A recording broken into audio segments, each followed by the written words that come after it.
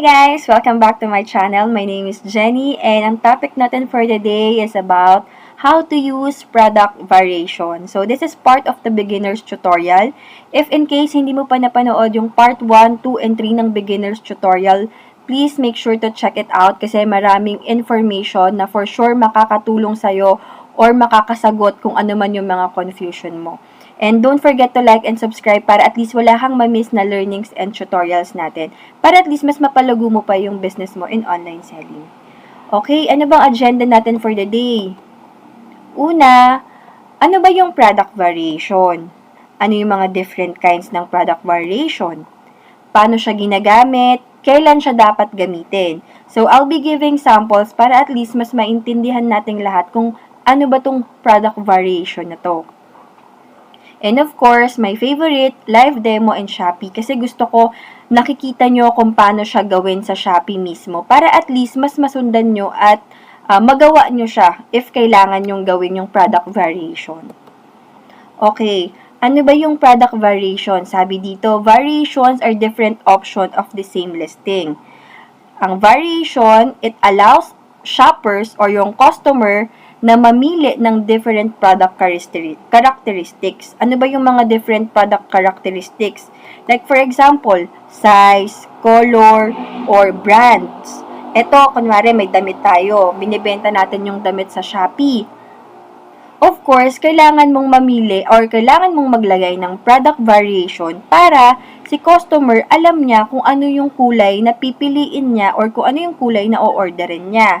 Kasi kapag wala kang product variation, most likely yung customer mo hindi bibili sa'yo. Kasi hindi niya alam yung ine-expect niyang makukuha niya eh. Unlike pag may variation, okay, gusto ko ng color blue, gusto ko ng color red, size small ako, XL ako. Ayan. So, ganun ka-importante yung variation. Kasi binibigyan mo ng transparent product itemization yung customer mo kung ano ba yung marireceive niya. So, yun yung mismong parang ano ba, ganun nag-work yung variation. Next is kind of variation. So, meron daw different kind of variation sa Shopee. Ano ba to? Ito yung types of variation. Pwedeng walang variation at ginagamit mo to for a specific product. Like for example, ang binebenta mo gunting. Gunting na isa lang ang kulay, isa lang ang brand, isa lang ang laki. So, pwede mong pa rin gamitin yung variation para lang at least, it's like more on quality check on buyer side. Na alimbawa, bibili siya ng gunting, bago niya i-check out yon, pipiliin niya ulit yung gunting na yon. Parang, alam mo yon, okay, ito nga yung bibilhin ko. Kahit wala namang ibang variant yung gunting na yon, pwede mo pa rin siyang bigyan ng specific selection. So, yun yung tatawag na no variation. I hope clear sa inyo. If hindi man, just put a comment down below para at least masagot ko yung question or confusion from your end. And then, another type is single variation. Ibig sabihin nito, merong isang variation or configuration na kailangan ko yung gawin.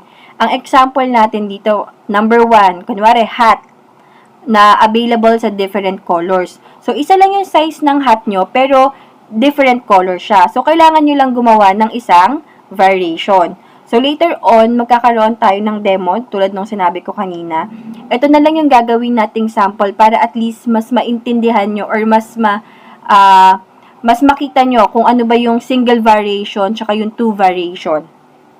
Another sample ng single variation, yung laptop na available in 2 different size. So, laptop lang yung binibenta ko, pero magkaiba ng size. So, single variation lang yung gagawin ko. Kasi, isa lang na, kumbaga, sa isang aspect lang naman sila magkaiba, which is sa size. Okay?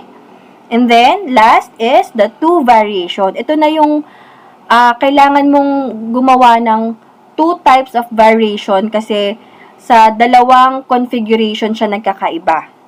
Okay? Like, for example, itong sample natin, dress. Dress na may magkakaibang kulay at magkakaibang size. So, kailangan gawan mo yan ng 2 variation kasi magkaiba sila sa kulay at magkaiba sila sa size. Another sample, iPhone with different memory sizes and colors. Ayun, ulitin ko. Dahil dalawa yung pinagkaibahan ng product mo sa memory size tsaka sa colors, kailangan mong gumawa ng dalawang variation para mas maging clear sa customer mo kung ano yung bibilhin niya. iPhone 32GB na kulay red or iPhone 32GB na kulay black. Parang ganon. Making sure lang na transparent kung ano yung bibilhin or kung ano yung binibenta mo at kung ano yung dapat mabili ng customer mo. It's like setting an expectation na ito yung tinda ko at ito yung makukuha mo based dun sa sinelect mong variation.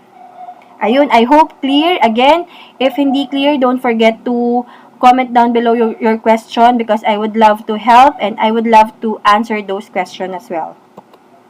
Next is sample. Ito, sample tayo. Back tayo dun sa may damit na pinakita ko kanina. Ito ang tamang variation para dyan. So, nakita nyo naman, dalawang variation. So, ito yung two variation na sinasabi. Kasi yung damit na to is, meron silang specific in colors, tsaka specific in size. Ibig sabihin, kailangan mamili ni buyer ng color tsaka ng size. Kaya kailangan dalawa yung variation na gagawin mo. Yung iba, ganito yung ginagawa nila. Single variation to, yung mali. Blue underscore medium, blue underscore large. Ano siya, magulo siyang tignan, tsaka nakaka-confuse siya sa end ng customer at sa end nyo rin as a seller. Kasi, pag nag-reflect yan sa order nyo, maguguluhan kayo somehow na parang ano ba to, bakit ganito? Pero kung dalawa yung nakalagay na variation, mas madali nyong ma-identify sa end nyo kapag may order na okay, color black ang order, size medium. So, ganyan ka-importante yung variation kapag yung product nyo merong mga pinagkakaiba-iba. Tulad nitong damit na pinakita natin. Alright? If may question kayo, don't forget to comment down below. And then, don't forget to like and subscribe. And, next natin is live sample and demo in Shopee. Okay, live demo na tayo sa Shopee. As you can see, nandito na ako sa may variation option. Para makapunta kayo dyan, all you have to do is click yung particular product or item nyo na gusto nyong lagyan ng variation. And then, click the edit button. Then, after that, i-click nyo na tong variations. Click natin. Ayan, as you can see, meron akong mga nilagay na variation na existing.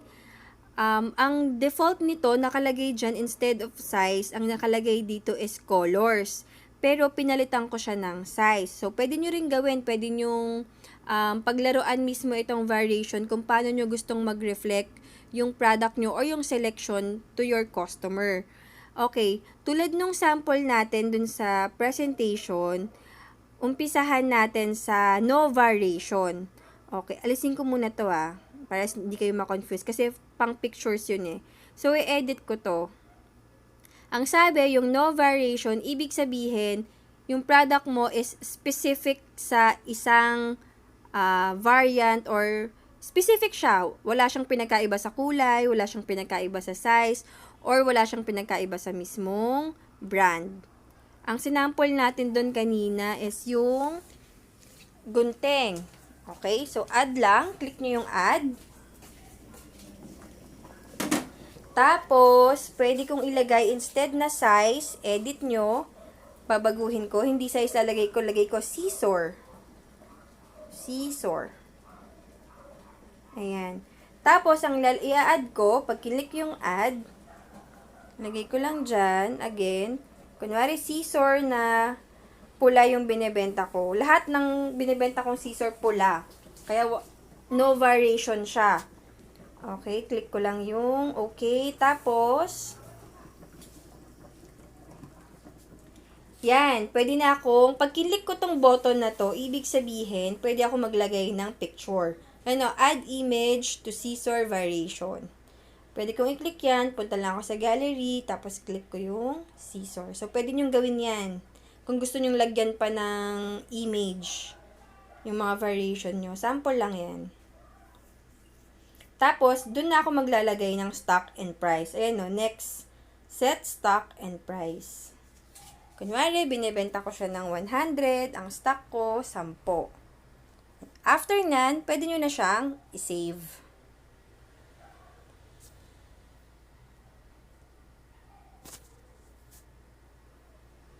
Okay, next naman tayo. Sa isang variation naman tayo. Yung single variation. Paano siya ginagamit? Ang sinample natin doon is hat na may different colors. Okay. Sample natin. Hat with... So, edit ko to. Pwede kong ilagay dito. Instead na scissor, syempre, ilagay ko hat. Ayan. Tapos, papalitan ko to ng different colors na available sa stocks ko. Kunwari, meron akong red, meron akong blue, ay, sorry, wrong spelling. Meron akong, edit natin, meron akong blue, add lang kayo ng add, meron akong black, ayan. So, pwede rin ako maglagay ng image ng mga colors. Basta pag kinlik nyo yung button na yan, pwede kayo maglagay ng mga image or mga pictures. Tapos, kung ayaw nyo naman, kasi, syempre, colors naman is understandable, pwede namang i-off nyo yan. Depende kung ano yung sa tingin nyo mas magkakaroon ng transparency yung customer nyo. Yun yung gawin nyo. Kasi, for example, yung blue, yung pagka-blue pala is dark blue. Mas okay na rin na ilagay nyo kung possible. Okay, after nyan, so yun na yung sinasabing single variation. So, si hat, pare-parehas naman siya ng design, ng size, pero nagkakaiba lang siya dun mismo sa color. Kaya single variation lang yung gagawin natin. Then after that, pwede na kayong mag-set ng stock and price. Ayan. Pwede nyo ditong ilagay yung, if in case yung mga product nyo is different, meron siyang different prices based sa color. So, pwede nyo siyang gawin dito. Halimbawa, yung pula, 100. Yung blue, 200. Yung black, 300. Tapos, kung ilang stocks yung available nyo. And then, hit nyo lang yung save para ma-save na siya. Okay? And then, next natin is yung 2 variation na sinasabi. Okay. Balik tayo ulit dito. Tanggalin ko lang to. Edit. Yan. Okay, 2 variation. So, ano yung sample natin sa presentation kanina? Ang nakalagay, dress with different colors and sizes. Okay, lagay ko rito, dress. So, pwede kayo maging creative. Depende yan kung ano yung product nyo. Tapos, click ko lang yung done. Pwede na akong mag-add. So, una, different daw siya sa color and sizes. Gawa tayo ng variation for color. Kunwari, red and pink yung tinitinda kong dress. May dalawang kulay na available. Okay? Tapos ngayon, i-add naman natin yung sizes ng dress. Nakita nyo to? Add variation. So, ito na yung pangalawang level ng variation. Click nyo lang yung add. Tapos, dahil sizes naman siya, pwede nyo na i-type sizes. Done. And then, click nyo yung variation ng sizes. Available yung red and pink na yan sa small, medium, sample lang ito ha, and large. Ay, wait. And large. Ayan. So, as you can see, pag lumabas na yung nakalagay na set, stock, and price, ibig sabihin, tama na yung ginawa niyong variation or pwede na kayo mag-move forward sa next step. So, set tayo. Ayan, nakikita nyo rin, pwede nyo dyang ilagay yung different prices nyo based on sizes. Ayan, no. Sa red, merong small, medium, large. Sa pink, merong small, medium, large. Kunwari, yung small ko sa red, 50. Yung medium ko, 60. Yung large ko, 70. Tapos, dun sa right side is yung stocks. Kung ilang stocks yung available nyo. Ayan. After nyo ma-fill out lahat yan, all you have to do is save. Kapag na-save nyo na yan, makikita nyo na mismo dun sa product nyo or sa item nyo na meron ng selection or variation na pwedeng pagpilian yung mga customers nyo. Ayan. So, I hope nakatulong sa inyo tong video na to. If may question kayo, comment nyo lang. And then, again, don't forget to like and subscribe kasi maraming learnings and tutorials na for sure magugustuhan nyo kasi kailangan nyo yun para sa pag-online selling. Maraming salamat sa panonood and have a great night. Bye!